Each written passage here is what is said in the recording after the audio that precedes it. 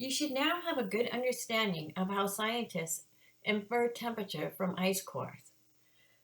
Ice cores can also tell us about changes in the gaseous composition of the atmosphere. Tiny air bubbles become trapped in glacial ice, preserving a record of the atmospheric composition at the time of entrapment. By extracting air from these bubbles under a vacuum, scientists can analyze the air to determine its composition.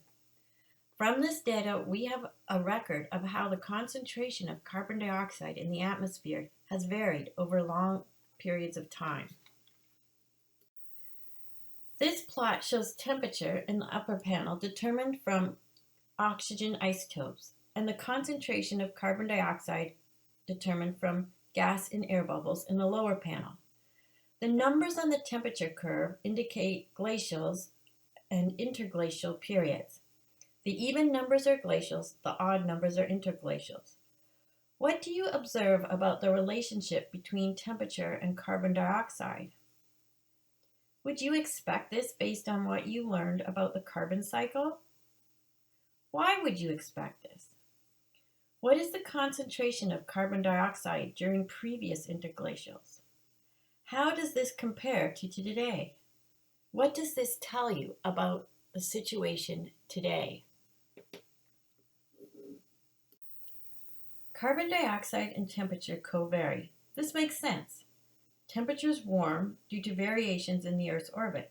Oceans also warm. Warmer oceans can hold less carbon dioxide, so carbon dioxide in the atmosphere increases. The concentration of carbon dioxide peaks during interglacials. During previous interglacials, the carbon dioxide concentration in the atmosphere was about 280 parts per million. Today, we are at more than 410 parts per million. These conditions are unprecedented in 800,000 years. Think about that. Think about what that means for the planet's climate system. Many ice core records of temperature and the concentration of CO2 have now been obtained from Antarctic and Greenland. They all show similar patterns, validating the Ithaca core. This plot shows temperature data from two Antarctic cores, Ithaca and Vostok.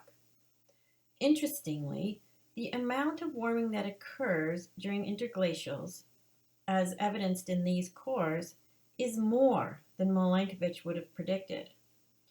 Also interesting is how quickly the Earth moves from glacial to interglacial periods. Why do you think this is? Scientists believe it has to do with feedbacks.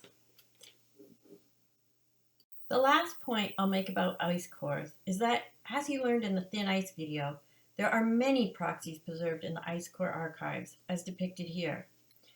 The next 3 slides provide a summary of what we have learned from ice cores.